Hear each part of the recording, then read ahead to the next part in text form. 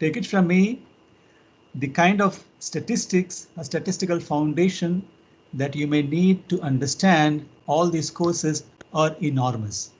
Okay, so don't underestimate the statistical part of econometrics. Of course, econometrics is both mathematics and statistics only. So if you please don't think that the course name is econometrics, why is this person spending so much time on the statistics part of it? I repeatedly said this during last to the previous semester students also. Don't think it is a waste of time. It's not a waste of time, and and even if you think, I'm not going to retract. So I'll proceed only the way I have planned to proceed. Okay. So, okay, second thing, having said that, I don't intend making it as a statistics major course. My whole idea is to develop only that statistical foundation which will be useful to understand econometrics. Okay, can you hear me or I'm too low? We can Yes, hear you, sir, sir. we You got are you. perfectly audible. Yes, sir, we Okay. can hear you. Okay, so that is how I intend proceeding. So it is suppose I start with probability theory. That will be my very first thing. It will never be a full-fledged course in probability theory. Okay, I'll be basically rewinding or recapitulating all of you know by probability theory, and I may introduce some terms like sigma algebra, Borel field, and all those stuff. Don't be bamboozled by all these terms. Sigma algebra and Borel field I'll just mention it and leave it, because I don't think it is ever used in econometrics by 90% of the people. Okay, but they are used, they are understood, they are useful in some other context, like for example understanding measure theory, which is very useful in financial econometrics. The statistics that you need in financial econometrics is tremendous. Let me tell you, don't underestimate this part. Okay, especially the distribution, the functions of parameters, the distributions, the derivational aspects of the distribution, and everything. So keeping all this in mind, I teach financial econometrics time series. I ask the students, okay, have you heard of this? People, hem and haw. So I decided that, okay, when I teach this course, I'll give all this foundation. So I'm repeatedly saying this because please do not think that with the very little econometrics and there's more of statistics. Econometrics come much later. You'll understand why I have placed it this way. Okay. So this is how it is going to go. Oh yeah, it will not be a full-fledged course in probability theory. I'll give only the basics like probability, conditional probability. I will introduce only that much probability theory, which will enable us to understand what a random variable is. Let me tell you, I have come across so many sets of students. I ask them to define random variable. Their definition is not that complete. So you will see how simple it is and what it is actually a random variable. The discussion on random variable will take me to distributions of a random variable, distribution. The description, so many distributions, but I'll introduce only the binomial distribution and then go to the continuous distribution, which the most famous distribution, the normal distribution. And I'll introduce to you other distributions. The other distributions like F distribution and T distribution. These are the three distributions, the continuous case, which will be of interest to us. So this is how I'm going to proceed. And the most important part in the statistics portion that I'll be concentrating on will be inference. Okay, inference is econometrics is completely based on inference, hypothesis testing, and all those kinds of thing that will be concentrated. I'll concentrate on hypothesis testing and statistical inference, and after that I'll go to econometrics. Okay, is it okay? Yes, sir. Any questions? Yes, sir. No, sir. Yes, sir. Okay, now coming to the books, I have referred to about 13 books. Let me tell you, in all my readings and in experience, the best book, especially mathematical statistics, the book that you must understand is the one that I've referred to, which is called The Introduction to Mathematical Statistics by Hagen Craig. Okay, that book is the one that you must have it on your table if you want to understand mathematical statistics from its fundamentals.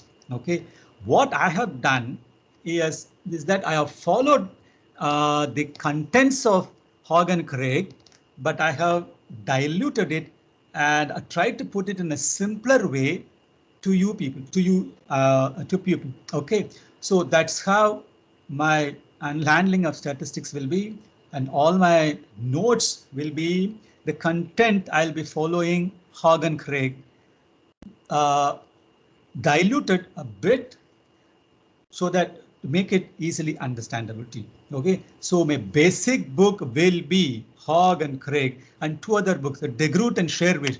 This is an excellent book, understanding the statistical foundations of econometrics, Hogg, Craig, and other things. And these are the three basic books that we'll be following for our portion in statistics. And for our portion in econometrics, my two basic books will be Green and Ulrich. Okay, so I given both this also. So if you get electronic version or you can buy a cheap edition or Indian edition of these books, please buy. But in the meantime, I'll check with the library what arrangements have been made to make e-versions available to the students. Okay, and of course, I don't know how many of you have heard of this book. This is Econometric Theory by Johnston. It's an old-fashioned book, but I still love this book. There are many things that are explained very well in this book. So if you get a copy of Johnston, third edition, underline the word third edition. This is the best book that you can get it. If you, I don't think this book is available in the market. If you get it, please go and buy it and keep a copy of it. And there are two other books also that I followed and I have taken notes from. So why I'm saying this is the following. Even though I'll be sending you the notes, please read these books. Okay, having sent the notes, having sent the PPT, it's not that I'm going to ask straight from the notes. Okay, that is a no-brainer. So I have given another problem, another question that was frequently asked of me was, you have recommended 13 books. Do you expect us to go through all 13 books? For God's sake, no. You're not. It's not possible to go through all 13 books. I've taken some sections which I found to be very well explained from all these books. For example, to refer to 13. So you just check the notes and then check these books where I've taken these notes from, so that if you have any problem with the notes, you can fall back on the textbooks to have a better understanding. So you do not have to don't go and break your head. Oh, I have to read 13 books. No, for God's sake, no. Okay, so these are all some of the things that you have to keep in mind before you proceed. Okay. Examinations. There'll be 2 midterm examinations and 1 end semester. And examinations looks like the in-person classes may not happen this semester. Okay, so what do I intend doing? I intend doing the same way I did the last time I taught courses online. Okay, I'll set the question paper and send it to you maybe half an hour before the scheduled start of the exam, and you answer it and send me the snaps or scan versions of your answer sheets. You can either email to me, or you can, if I'll share my mobile number with you, you can WhatsApp it to me within a stipulated time. Okay, look, I have to rely on your honesty here. There is no way I can proctor you whether you are accepting someone, do that. So I'm absolutely relying on your. This is not an open book examination. None of my examinations will be an open book examination. So be honest and answer to your best extent possible and send the answers to me within the stipulated time. Okay, I have to tell you, last time I conducted, the students were excellent, excellent, very of excellently well. No copying, no nothing. Okay, I was very happy. I hope I'll continue to be happy with this batch also. Okay, okay. Now enough of bug. Let's start the course straight away. Okay. Shall we go? Hello, all of you. Hello. Hello, sir. Yes, sir. Okay. Sorry to Yes. interrupt. I have a question. Yeah, who is this? So this is Vidyutparna Mitra. I'm a PhD student. Okay, yeah, tell me. Sir, in Johnston, I have the fourth edition ebook. Will that do, or will I have to get the third edition? No, no, no, no, no, no, no, no. Do do not do not go and purchase any book. Fourth edition is fine. Fourth edition is fine. Why I insist on third edition? The matrix portion, the way it has been explained with the matrix algebra is excellent in Johnston third edition. Okay, so that is why I'm saying you keep it. If you get it, well and good. Do not go and if you get it, well and good. I'm not saying you should go and buy any of these books. No, it is better if you possess a copy of these books. Okay, so that's your only for your future reference. Understood? Okay, sir. Okay. Thank you, sir. Okay. Yes, sir. Okay. Okay. And having said that, my notes should be able to explain to you everything. In case you get any doubt, and my notes is not clear, you can fall back on this note. Or you simply one thing you mail. If the notes lack any clarity, you email to me. I'll reply immediately. Okay. Yes, sir. Thank you, sir. Okay. Now you do one thing. How I intend proceeding. I have made PPTs for each and every lecture. I'll share my PPTs with you so that you follow it on screen.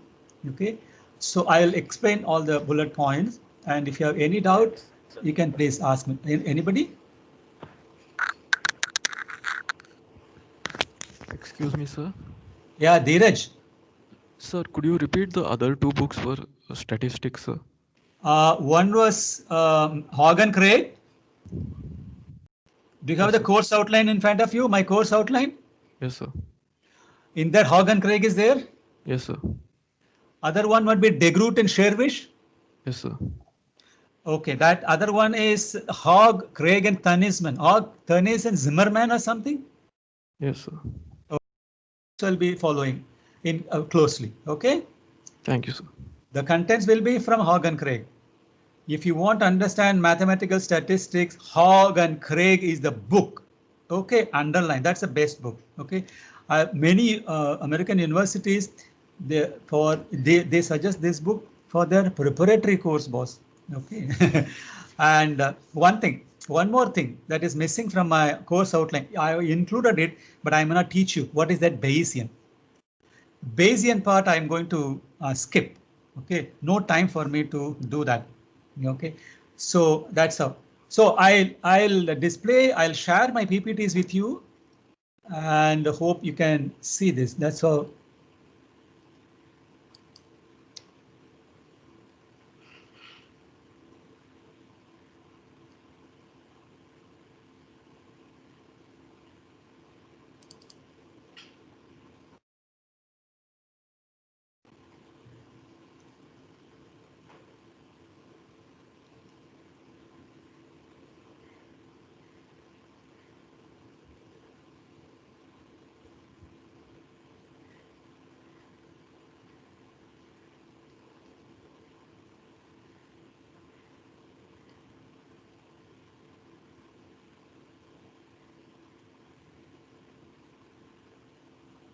Can you see this, Harry?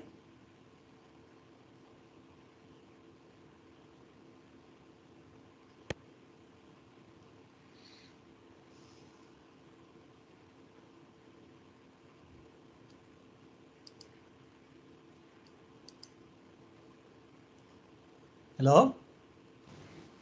So we cannot see anything as of We now. cannot see, sir. Not yet. Okay, just wait.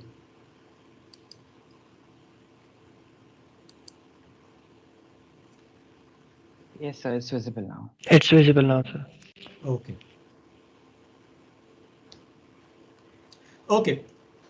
This is it. Now, how do I start the field any subject? The best way to start any subject is just by defining the subject. Okay, what is econometrics? Okay, this is a working definition. Please don't fight with me if you have any issues with this. Very simple. What is it? Econometrics is concerned with the systematic study of economic phenomena using observed data. My own definition will be the following. Metrics in a simple thing is nothing but measure. Okay, what do we measure? We measure or quantify economic ideas or economic theories or economic phenomena. First, we quantified using the mathematical models, and then estimate the unknown parameters with the help of statistical models, and most importantly, infer and verify whether economic theories are correct by hypothesis testing, the help of hypothesis testing and others. This is a long winding definition of econometrics. Okay. But this definition is all right. See my next thing. This definition has some very difficult methodological issues with which you can always agree. Econometrics are developed alongside statistics and economic theory. Especially the mathematical theory of probability was developed into a coherent set of techniques to describe and analyze observed data. How am I intent proceeding with this thing now? What I'm going to do in economic historical review. Econometrics was a term formed by the Norwegian mathematician or the Ragnar Frisch or somebody, I don't remember. Okay, he was the one who coined this term, which led to the beginning of the publication Econometrica. So to publish in which is very, very difficult. You'll see path-breaking articles being published in this journal Econometrica. Okay, so it started but before econometrics, there were always ideas that had been laid by way back in the 17th century, 18th century, I don't remember well, by Gauss. Okay, Gauss and Laplace and other people, and it was lying there, and the concept of econometrics as such are formed with the help of statistics once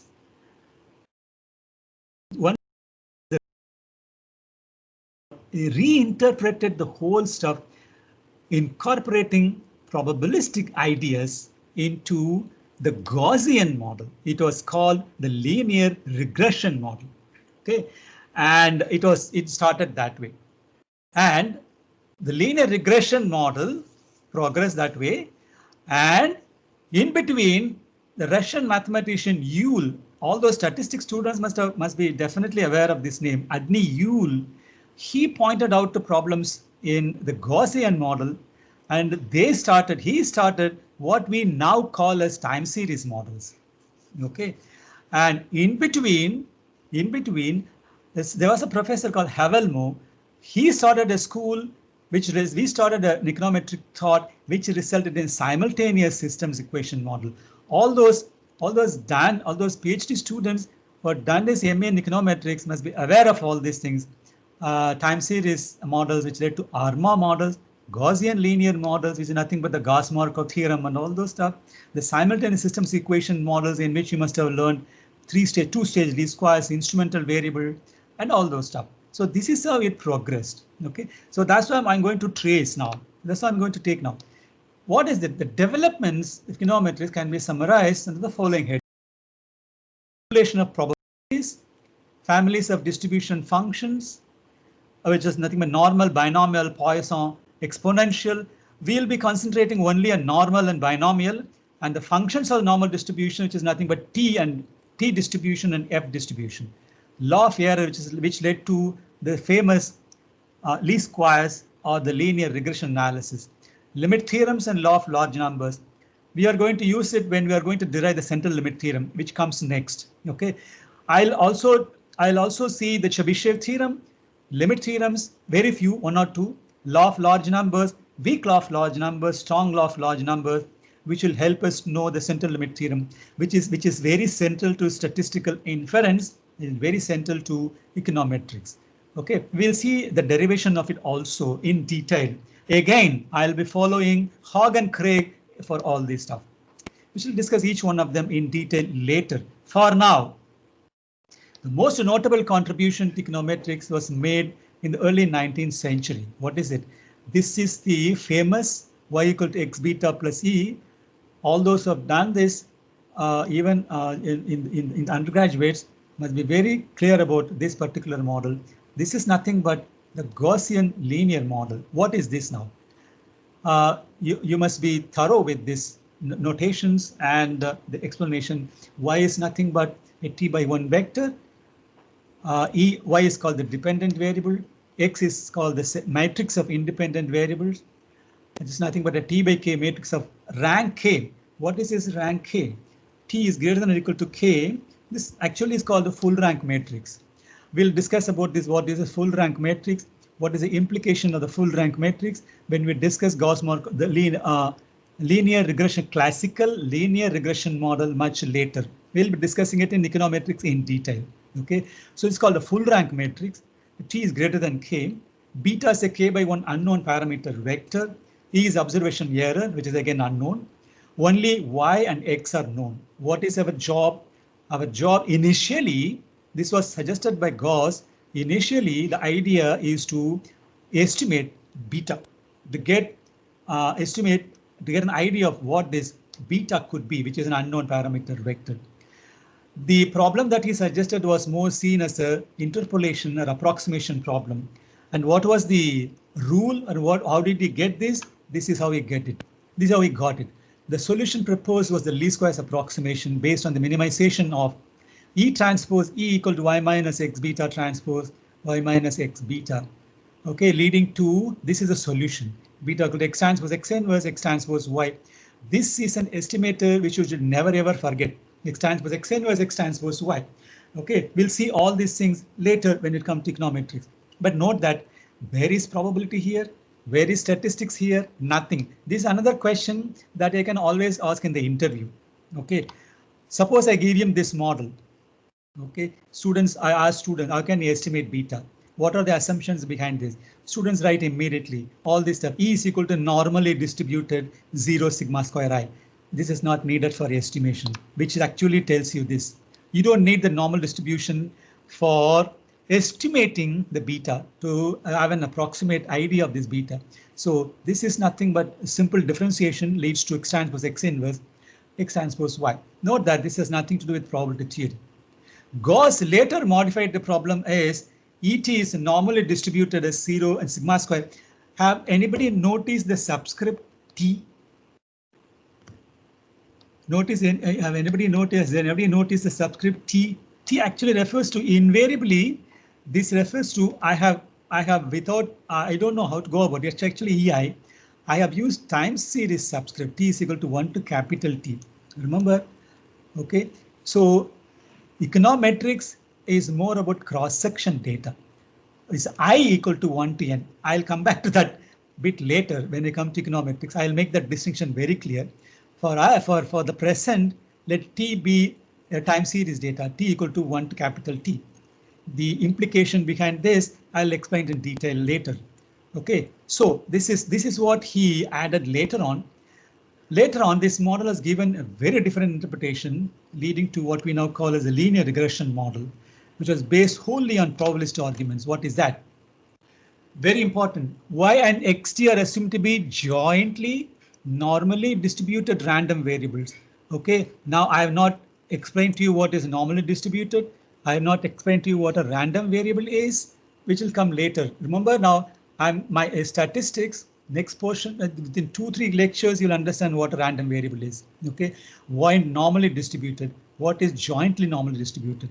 This is exactly what I said. I'll explaining later, but this is exactly what it means. Jointly normally distributed random variables, and x beta is viewed as a conditional expectations. What is conditional expectation of yt given that xt equal to xt? That capital XT takes the value small xt. This is a random variable. Capital XT is a random variable. It has already taken a value small xt. The moment random variable xt has taken a particular value small xt, that becomes a given. The value has been given. Okay, so yt given that xt is equal to xt, it becomes a deterministic sort of variable. This is exactly conditional expectation of yt. Given xt is equal to xt is nothing but beta transpose xt t is equal to 1 to capital T. The linear regression model behind this equal to yt is equal to expected value of yt xt, conditional expectation of yt plus the error term. Okay, don't be bamboozled by all these things. I'm just only writing down the historical developments, why we are calling it this way, how it is will become clear later. For example, equation 4 is a scalar form. This is in scalar form. So you replace this yt is equal to beta transpose xt plus et. Okay, so that is exactly how it is written in scalar form, and this is how it is written in matrix notation. 1 is in matrix notation, 5 is in scalar notation. Can also be written in matrix form as shown in 1. Okay. From modeling point of view, Gauss explained the model in a law-like fashion, where the linear regression model explains it in a predictive-like relation. These are called the predictors. This is the predicted, and these are this ET are the errors. Gauss linear regression models are appropriate for modeling essentially static phenomena. What is a static phenomena? Compare it against a dynamic phenomena. Have you ever asked the following question? For example, is it possible that a demand for a perishable commodity, YT, could depend on the leftovers from the previous day? Have you thought about it? Hello?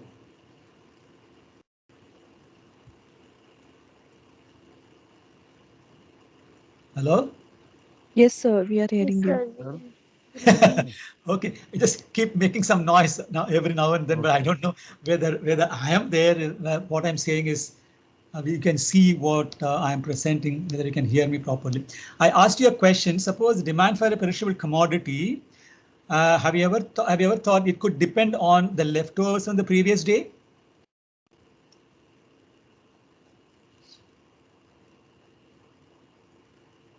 Yes, sir, it could. Okay, so if it YT demand for perishable commodity, it could be a function of the leftovers from the previous day YT minus 1, isn't it? Yes, sir. Okay, this is exactly what you suggested. Gauss linear model cannot handle this kind of models. So he suggested what is called an autoregressive model of order P, and 6 is that famous time series model is called an autoregressive model. I'm again repeating, this is only a development. Okay, while writing this, I have glossed over so many facts. Please don't get psyched by this. This is only to give an introduction of, this is only to tell you how the historical development of econometrics, which includes cross-section, time series, and panel data. Okay, so this is basically part of time series lectures, not part of econometrics lectures. So when you come to time series model, when you take the time series course, that instructor will teach you in detail what is an autoregressive model. Slutsky suggested another model, which is called an moving average model. You must have heard of moving averages in school. This moving average is completely different. Okay, Wold, he connected this model and he gave this famous model, the ARMA model, autoregressive moving average models. And this is the workhorse of time series course, time series econometrics, which will be taught in a completely different course. I'm not going to teach this course. Okay. Sir, Yeah. sir, are these a static model? No, these are not static model. These are dynamic model. Look at that. YT depends on YT minus 1. Can you expand this? So Can you basically, today, today's result is dependent on previous P days data. Okay, so I'll look at an example. Suppose YT is a GNP. GNP. Oh, okay, gross national product. Okay. Okay, so it could be a function of the previous gross national product. Yes. This is exactly what it is. You get me? Okay. Not only the previous one. It could depend on the year before that also. Sir, so in static model, basically, there is no dependence on previous data, right? No, the way I have explained it, no. You can always explain it. You could include it. The way Gauss explained it, he did not include. Okay. Right now it has been included. I'm just talking about what econometrics, the state of econometrics in the 19th century. Okay, sir. Okay. Now it came later on, and now let me tell you.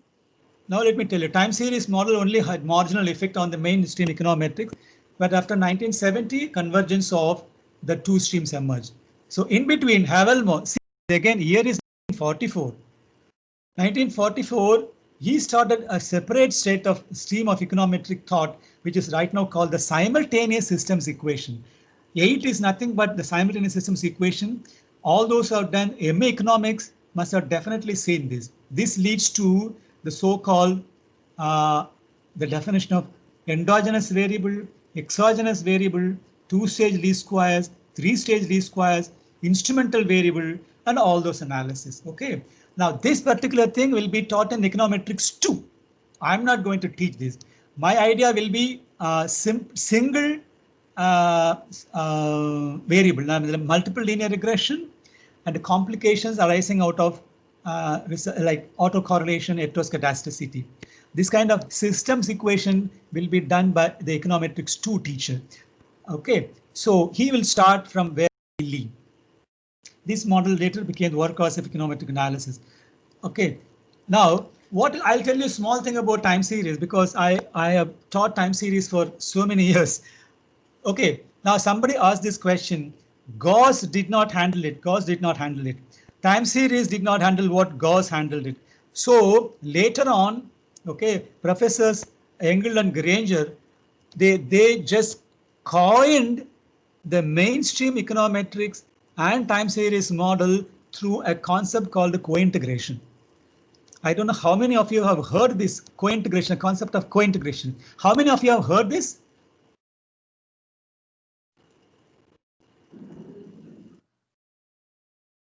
Hello. Sir, we Yes, have sir. heard it, but We have heard basically it. I don't remember it. Okay, no, the cointegration is a difficult concept which will be explained very well in time series portion. Okay, Yes. I always claim that, having taught that for so many years, cointegration is the bridge that connected the traditional mainstream econometrics and the reduced form time series. Okay, so that is the bridge that you have to master, because most of the data that when you come to empirical econometrics, most of the data that you'll be working with will be time series data. Okay, another important stream in econometrics is the panel data, which is nothing but cross section plus time series. Okay, this is how econometrics progresses, and this is how our institute will take you to.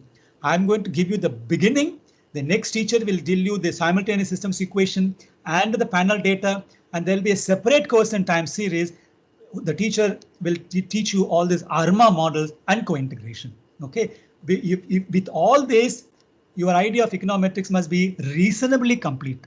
Okay, and all these things you need for financial econometrics. I've taught that course also, plus another thing called stochastic differential equations leading to what is called Ito's lemma, Brownian motion, options theory, and all those stuff. So you have a wide idea of all these things when you have a good background in statistics. Okay, now this is the small review of how econometrics progress, the history of econometrics. Now I'll go slowly into the econometrics itself before I take up probability theory. Each I will take in the next class only. Okay. So the moment you get, econometrics is essentially an applied subject only, because the theory came after noting data. What we call all econometric theories, all economic theories are based on what is called stylized facts. What are the stylized facts? Stylized facts are nothing but empirical facts. I'll give you a standard example that I always give. No one can refute this fact that consumption is a function of income. Okay, consumption, no matter which economy, which type of economy, which time period, this is always true. That is why Keynesian theory is called the general theory. It is always true. Consumption is a function of income. Investment is a function of interest rate. Okay, so it's like that. So all economic theory, everything is based on observing such empirical facts and stylized facts.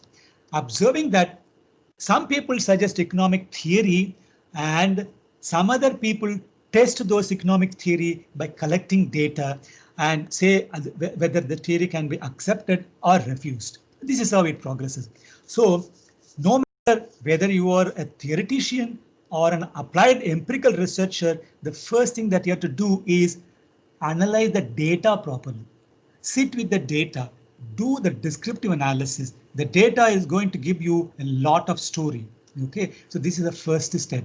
For our econometrics class also, we will do exactly the same thing. I'm going to explain to you with a very small data set, okay, how you can exploit the data to arrive at simple conclusions. Okay. This is it now. What is it?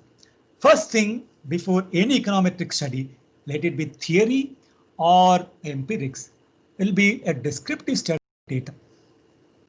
Okay, what is a descriptive study of data? Summarization, exposition. It is nothing but tabulation, grouping, graphical representation. What is this motivation? This is just to motivate the second step and the analysis. Okay, the data has told me all these things. How do I model it?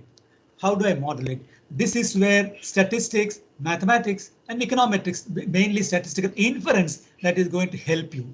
First thing is plot the data. Always take it from me. Take it from me. Take it from my experience. Whenever you are doing any analysis of the data, plot the data.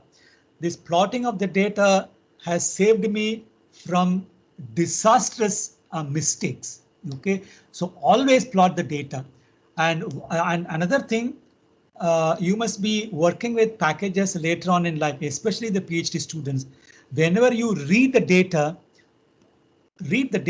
print it and see whether the data has been read properly. And after printing it, plot the data. Always use graphs to see whether you could have made some digits must have been crores must have become lakhs because of clerical or typing mistake. All these mistakes you can escape from, and many disastrous mistakes have been prevented by just plotting the data. Just represent. I say nothing but plotting the data, and after plotting the data, you do what is called the frequency distribution.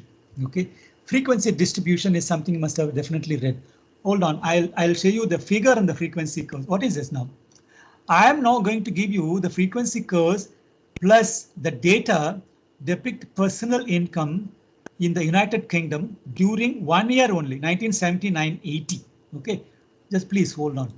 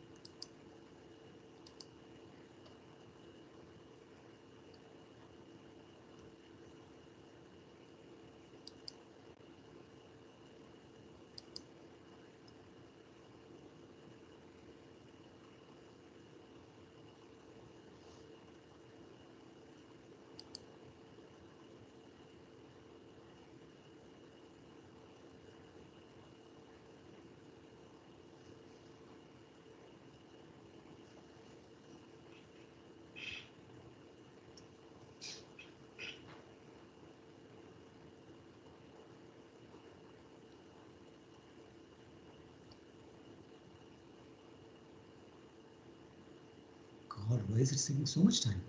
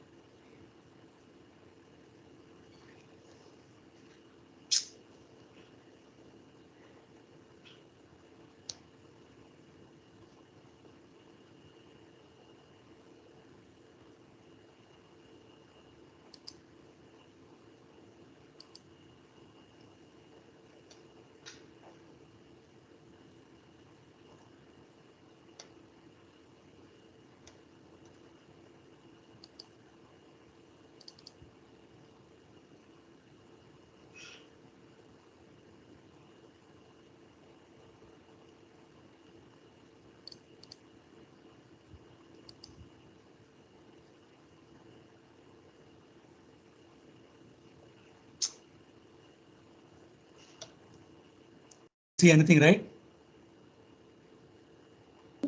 No, sir. No, sir. Just give me a minute. I'll email the pictures to you so that you can.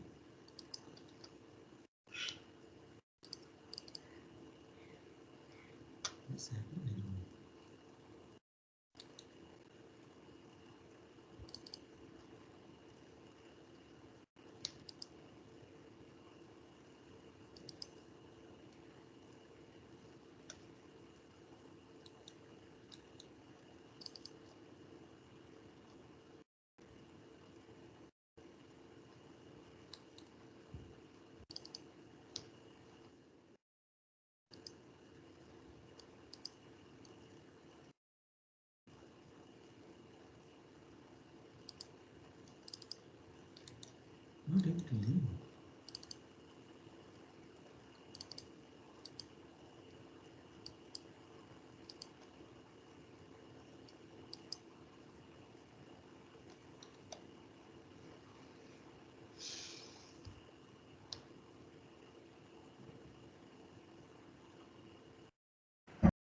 So you could also send the picture in the chat box.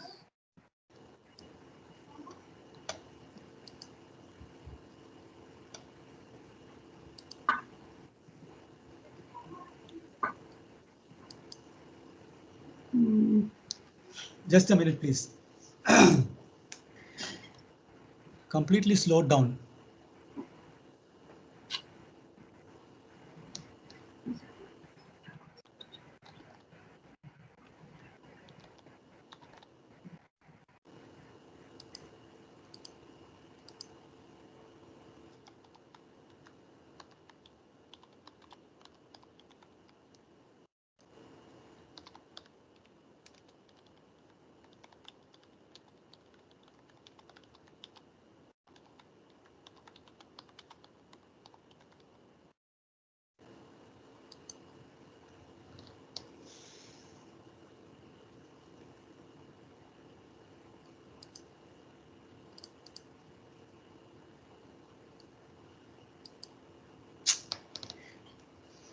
Oh, slowed down terribly here.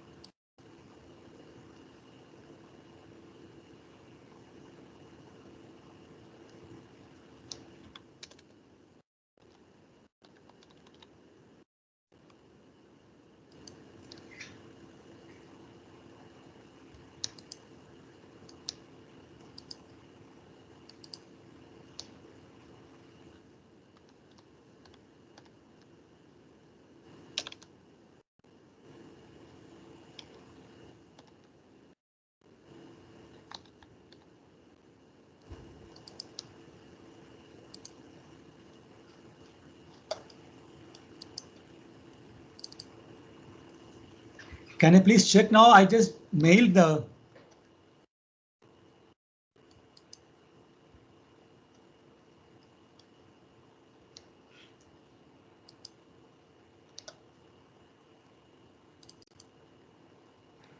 Yes, sir, we've received. Sir, I have received.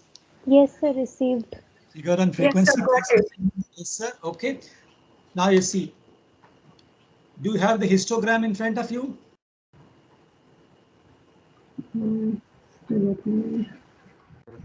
Yes, sir. Yes, sir. Yes, sir. Now you do one thing. Now answer this question. Look at this histogram and tell me which households earn the most, which bracket earns the maximum. Most households earn, can you see most households earn less than GBP 4,500?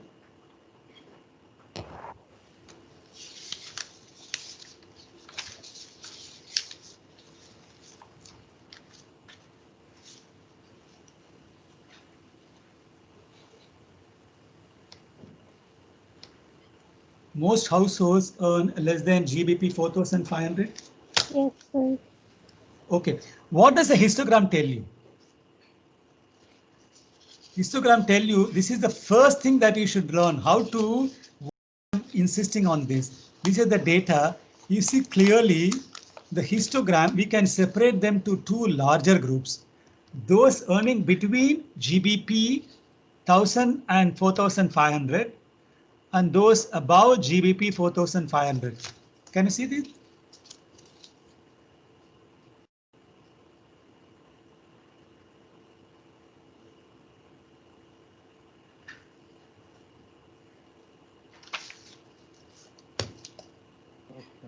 Okay, now you concentrate on the two. The behavior or the distribution of income within these two groups look to be similar. Okay, inside these two larger groups appear similar. There is a bar, and after that it is declining. Starting from 8, there is a bar, and after that it start declining. Okay. Yes, sir. Okay, now answer me this question. 3 questions I am putting in front of you.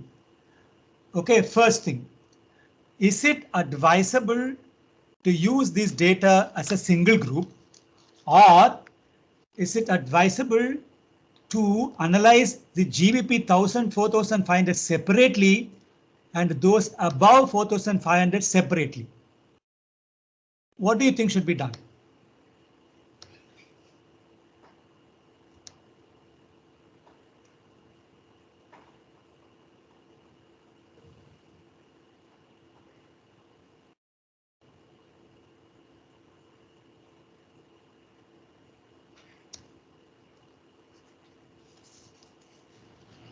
Sir, can you explain me what is this 4,500?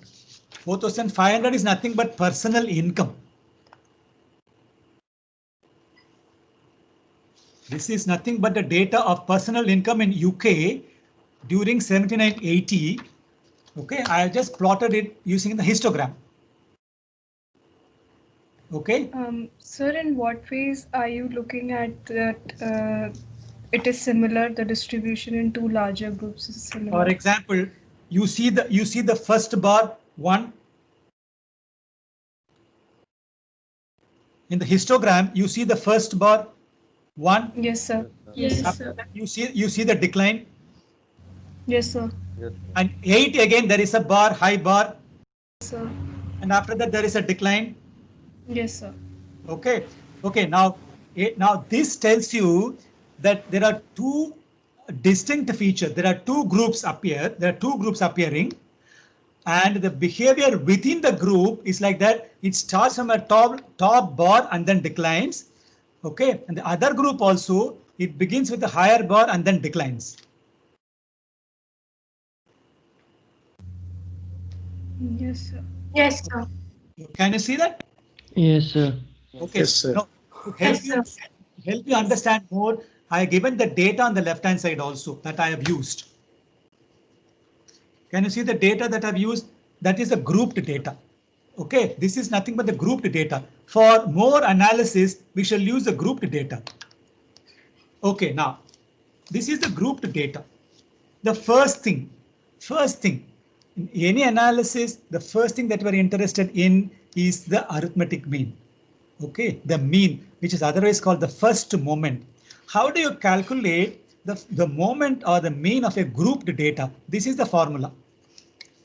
This is the formula. The formula is that pi I is the relative frequency and Zi is the midpoint of the interval I. The data I given on the left hand side. If you want to calculate this, you can go and calculate this. Okay, this you are using only the relative frequency. Suppose you want to use the frequency, not the relative frequency. Okay, the formula is this, and your frequency curve, the frequency curve, I have explained this. Can you see how I explained this?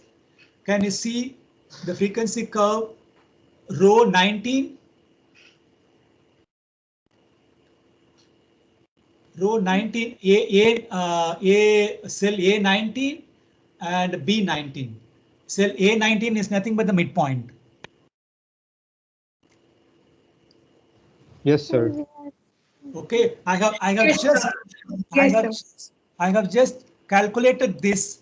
I just calculated this formula z bar equal to 1 by n, I equal to 1 power 15, summation I is equal to 1 power 15 fi zi, and this calculation is explained here in the Excel sheet that I've sent you. So no matter which formula you use, you will get only the same number. Remember, the 3.70 is nothing but 3000 into, you have to multiply it by 1000. Okay, remember I have in 1000. So that is why that will be the mean income. Okay, the total number is 23,000. This is the mean income. Okay, now the mode as a measure of the location refers to the value of the income occurring most frequently or the group with the highest frequency. Okay, now look at the data and tell me what the mode is.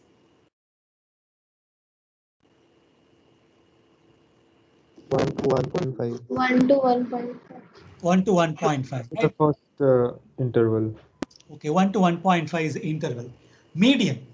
How do you calculate the median for the group data? Is another measure of location referring to the value of income in the middle when incomes are arranged in an ascending or descending order according to the size of the income. Okay, now this is the one. The first interval, how do you calculate the median? The first interval for which the cumulative frequency exceeds 0.5. What is the cumulative frequency? Okay, what is the class interval at which the cumulative frequency exceeds 0.5 according to data? 3.5. 3.5. 3.5. Okay, that will be the median. That will be the median. That is the median interval. And if suppose you are interested in calculating where exactly is the median, this is the formula. Is the formula visible? Yes. Yes, sir. Yes. Yes, Yes, sir. sir. Yes, sir. Okay, I have given the formula. Exactly is a median for the current problem. If you want to calculate the median for a grouped data, this is a formula. I have given you the formula. Please go through it. And I have given the calculation. Median for this problem is nothing but 3.307. You have to multiply it by 1000 to get the actual number.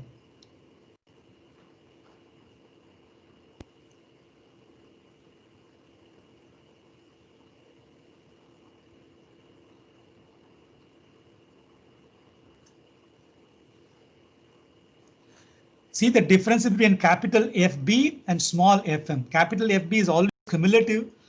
Small f is always a frequency. Cumulative frequency and frequency.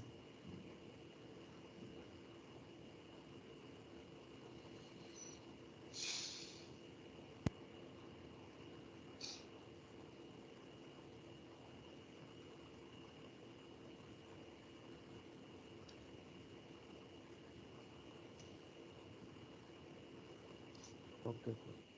Okay, 3.307 is the exact median. Okay, now you tell me, you have the mean, you have the mode, you have the median.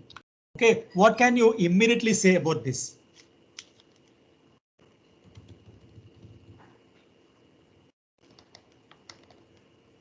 Okay, let me rephrase the question.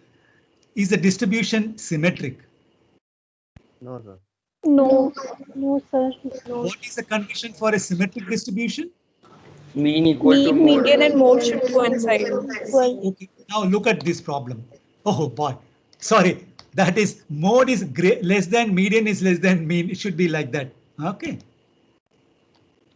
Okay, I don't know what this came. I don't know this exclamation mark. There's a compilation error. We can see that mode is less than, median is less than mean, confirming the obvious asymmetry of the histogram. Okay, this is the first thing, asymmetry of the histogram. This is exactly what I've been saying about analyzing the data. Why all those who have done econometrics will really immediately assume the importance of this, because in all our econometric analysis, we assume normal distribution. Okay, we assume normal distribution. This is not normal distribution, is a symmetric distribution. And this picture tells you this is not a symmetric distribution. It's obvious asymmetry. So my question is, is the assumption of normal distribution valid for this type of data? No, sir. So it can be questioned, right? It can be questioned. You have to look for other ways of analyzing income distribution. Analyzing income distribution is the most challenging thing in econometrics. OK, so I'm just taking this example to tell you why and how normal distribution is important. Later on, we'll central limit theorem and all those stuff. OK, so this is one of the areas where normal distribution may not. People always take log normal to analyze income distribution to give you an idea. And remember, in financial economics or financial econometrics, normal distribution is not at all a distribution to be assumed. Even as an approximation, it will not work. OK, so this is my extra knowledge that I am imparting to you. OK, now like mean, median and mode, I can also calculate, measure the dispersion like the variance, standard deviation to get idea about the better idea about the histogram. So formula for variance is 4.85. Remember, 4.85 is a huge number for a variance. The positive square root is the standard deviation. OK, now we can also extend the concept of the variance. OK, now since this is not symmetric, all the econometrics or a bit of statistics, OK, I can tell you what are the two measures. What is that measure which will be helpful to understand how asymmetric a particular distribution is? Can you tell me apart from mean and variance? Skewness and kurtosis. Skewness is going to tell you. Skewness is going to tell you whether it is. You must have definitely heard of in statistics something called leptokurtosis and platykurtic and all those stuff. OK, this again will be used in financial economics. Returns, asset returns, that is stock returns, notoriously leptokurtic. Notoriously leptokurtic. OK, this is the information that I'm telling. I'll repeatedly tell you whenever it strikes me to strike a parallel between the basic statistics, statistical foundations, and how it is used in econometrics. I'll keep on saying this. This is a kurtosis problem. Standardized form of concept of variance to define higher order central moments. This is the formula to calculate higher order central moments. From there, you can calculate the skewness is nothing but this, and the kurtosis is nothing but the standardized form because we have subtracted the mean from that, the standardized form, and multiplied by the function of variance. This is nothing but the standardized the third and fourth moments are defined by SK is nothing but skewness and K is kurtosis. In the case of a symmetric histogram, SK will be 0. OK, and the less peak the histogram is, the greater the value of K. For all statistics students will see the kurtosis of a standard normal is nothing but 3, isn't it? For the income data, what is the skewness? 1.43. By any metric, this is not 0. When kurtosis is 7.33 minus 3, there is some positive skewness in this leptokurtosis, which confirms the asymmetry of histogram skewed to the right. OK, what is it? We have suggested earlier. To separate out the data before analyzing. OK, so what I did next was to separate the data into two groups. One group consisting of 1.0 to 4.5, another group consisting of 4.5 to 2 separately. So I have calculated the numerical characteristics of these two groups respectively. The mean, the variance, skewness, and kurtosis. Now you see what I have been saying all along. So which group is more fluctuating? Which group is more dispersion? You can see the second group. Second group has got more dispersion. The first group, for example, skewness is 0.252. In statistics, you can always check whether this skewness 2.252 can be treated to be 0. OK, have you all those who have done economics, MA guys, PhD guys, have you heard of Jorg-Berra statistic? Yes, sir. Yes, sir. Yes. Jorg-Berra statistic. Yes, sir. You can use the Jorg-Berra statistic to check whether 0.252 can be considered to be 0. OK, again, the kurtosis can be considered. I don't know, kurtosis can be considered with 3. The skewness can be considered. You can use the Jorg-Berra statistic for both. And this is probably going to tell you whether there is symmetricity or not. OK, so this is from the picture and that is from the statistic. Now you see the connection between the basic statistics and econometrics and inference. This is how the whole thing goes around. So I repeatedly say, do not ignore the inference part of statistics. Okay, inference, testing statistical hypothesis is the bedrock of econometrics. Concentrate on that. We'll spend a lot of time on that. Okay, inference, distribution and inference and all those stuff. Okay, so inference is very important. Looking at these statistics, the second group has much dispersion, skewness and kurtosis respectively. So what I have been suggesting, what we have been suspecting right from the beginning, that we cannot read this in one single group. We have to analyze the low income group separately, the higher income group separately. Okay, and this is how this a lot of variance, abnormal distribution and all those stuff that comes later. So the histogram, okay, is it everything? No. Histogram can be very useful to summarize, way to summarize the study observed data, but it's not a very convenient descriptor. So that is how I've given what is a frequency polygon. Frequency polygon is obtained by nothing connecting the midpoint of all the histogram, midpoint of the bars of the histogram.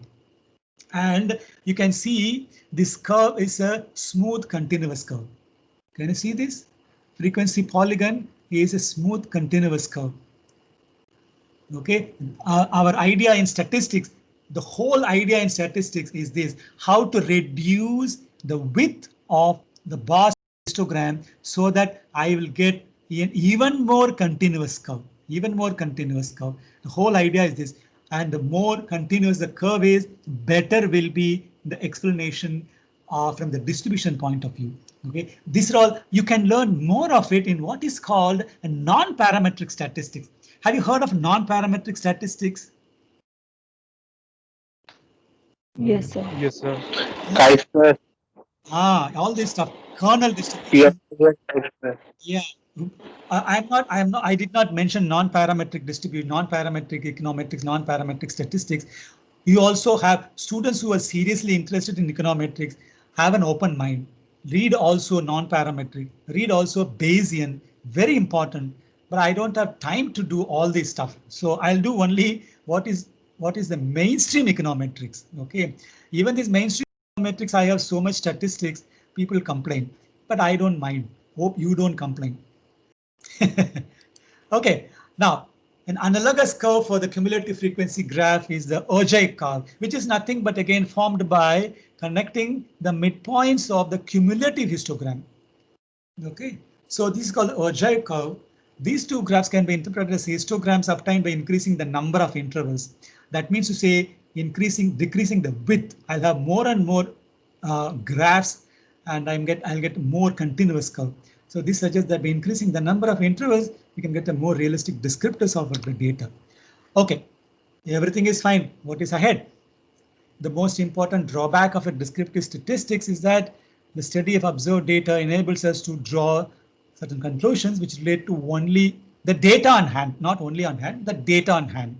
Okay, how can you, now this is, remember, this is a data about income distribution for a particular year, 1979-80. Can you generalize this data and form a theory about income distribution in UK? Definitely no, you need more data set. And if you need more data, are the histograms going to be helpful? No, you need to get all these statistics. The idea is that the display pictures give you and formulate a model. Okay, the model will be called the probability model based on probability theory, which we are going to consider next. This probability model is otherwise called the econometric model. Okay, so what is the base of this econometric model? The base of an econometric model is probability theory, which I'll be considering next. Measures of central tendency and frequency were transplanted into probability theory with renewed interpretation. What is one renewed interpretation? The concept of frequency curve gave rise to the concept of density function. Okay, so this is how it progressed. So what are we going to do next? Next, I'll use probability theory to build a probability model. Probability theory will be combined with statistical inference that will enable us to construct and analyze statistical models of particular interest in econometrics. Okay, so this is the route I'm going to take. Probability theory, very basic introduction. I repeat, it is not going to be a full-fledged probability theory. I have no intention of making it. You will see how simple it is. Okay, my whole idea is to introduce you to probability theory, conditional probability, mathematical expectation, conditional expectations, and that lead me to random variable, definition of a random variable, discrete and continuous random variable, and from there, discrete and continuous distribution. From there, statistical inference, hypothesis testing, and from there, econometric modeling. So this is the route I'm going to take. This is the flow chart I'm going to take. Okay. Probability theory, I'll take it in the next class. I intend stopping here. I have a doubt. Yeah, sure. Who is this? So this is Dipali. Okay, which party is this? I don't see. Okay, yeah. So sir, I was not clear why we used two distributions in the last case in the income groups. So you said that there is a high skewness and therefore we divide the data into two. Yeah. But our problem has not been solved. Like now also our data is not normal. No, this is not normal. We have not solved the problem. My idea is not to solve the problem. My idea is just to tell you how displaying the data will expose you to the problem. Yes. Okay. Now suppose you have not displayed this data, straight away taken the data and analyzed it as one simple regression. What would have given rise to? This would have given rise to a whole sort of problems. Am I right? Yes, sir. Okay. Now the skewness in the data is invariably treated by taking the log of the data. Okay. Okay, that's why I said in between normal income distribution, when you analyze income distribution, we don't assume normal distribution, we assume log normal distribution. Yes, sir. Okay, my idea is not to solve this problem. Of course, you are right. I have not solved the problem. There is no econometric model at all yet. Yes, sir. Okay, this is just to highlight the importance of plotting the data, sitting with the data, and do the simple measures of central tendency like mean, median, variance, skewness to understand how to proceed. What should be your next step? Yes, okay. Sir. Okay. And so, but yeah. There should be some reason why we are dividing them into two groups and then carrying out our analysis. The first reason is the histogram itself. Yes, sir. The second reason is the skewness. I suspected that there could be two groups. Okay, that is all our hypothesis testing based on some suspicion only. Okay, I suspected there could be two groups. I divided it in two groups according to histogram and calculated the statistics, measures of central tendency and dispersion. And that my suspicion were reinforced by looking at their data. Am I right? Yes, sir. My next question is that still waits. Your idea that all our is suspicion. In other words, all ours is hypothesis. The next step will be to test our suspicions. Okay. Test our hypothesis, for which you'll have to wait. Okay, sir. Okay. Yeah. Thank you, sir. Yeah. Sir, Excuse me, sir. I have a. Yeah, one by one. Yeah. Yeah. Who is it? Sir, could you send? So this is Pratishtha. Yeah. Sir, could you send the revised course outline to the PhD students once more? Okay. I mean, let me tell you. Let me ask you. Have you all got the revised course outline? No, sir. So the PhD students haven't gotten it. Oh, okay. I'll send to everyone. Yeah. Yeah. Okay. Thank you. Yeah. Next. Sir, I had a doubt regarding how we are supposed to study back after the class. So the topics that you will be covering specifically in the class, we are only supposed to concentrate on those topics from the reference books, right? And not the other topics in the same. No. Closely follow the syllabus. Closely follow the course outline. All right, sir. Okay, suppose I say conditional probability, I'll send you the notes. The depth I have gone into, you should also go. Okay, sir.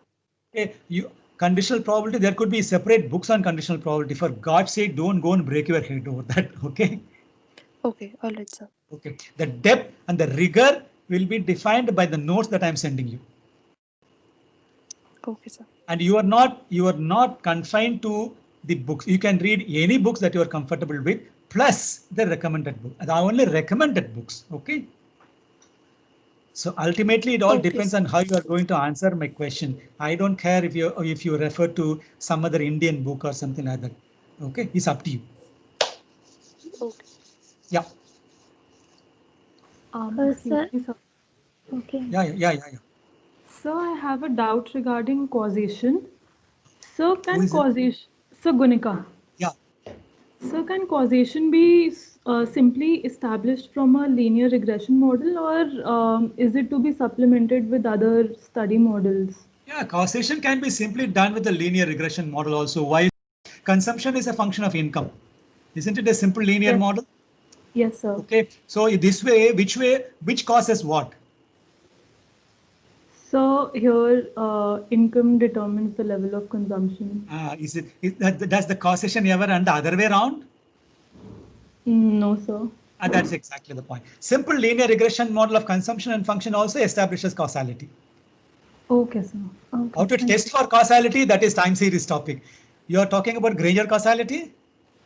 Yes, sir. Okay, that will be time series econometrics. Okay, sir. Okay, thank you. Yeah. Yes. Sir, in continuation to the question that one of my classmates asked, we are beginning with statistical analysis first, right? Yeah. Okay, sir. Yes.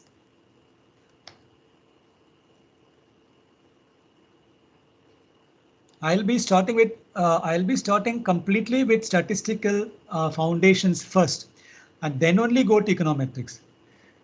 Okay, I may mention regression here and there and all those stuff. In the first part, you will hear as little econometrics as possible. My econometrics comes quite later in life, probably Okay. January first week or so. Okay, sir. Thank you. Yep.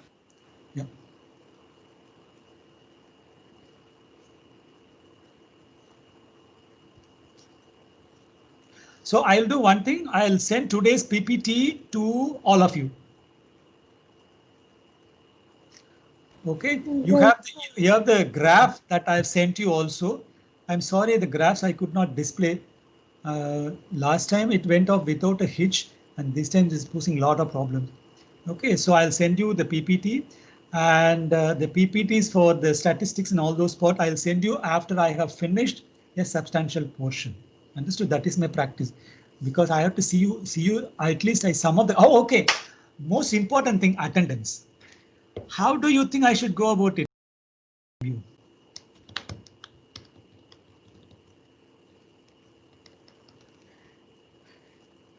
Hello? Yes, sir, we are here. How do I go about the attendance part?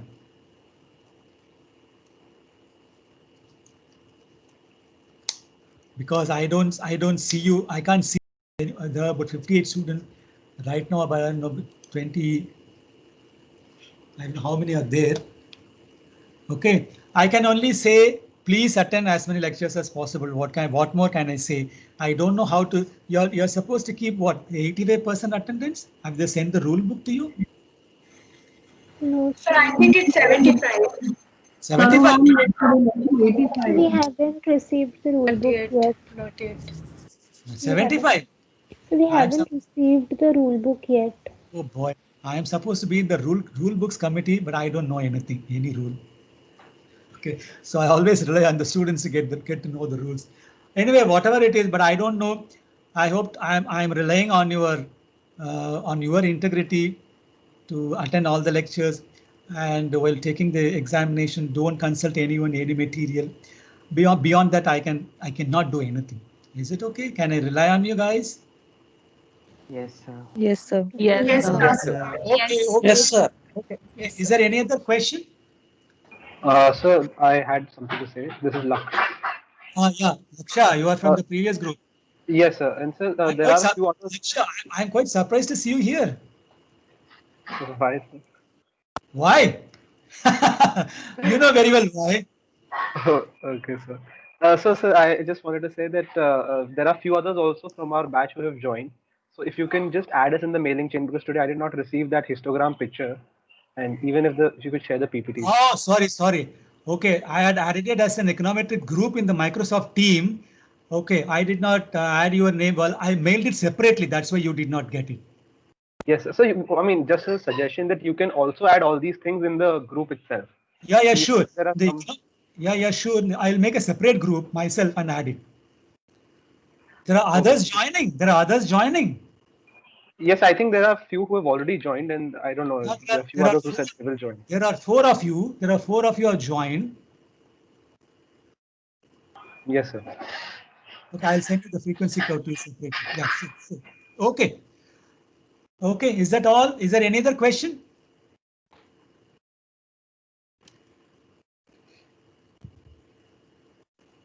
Okay. See you on Monday is a holiday. See you next Wednesday. Okay. Yes, sir. Thank you, sir. Thank you, sir. Thank you, sir. Thank you, sir.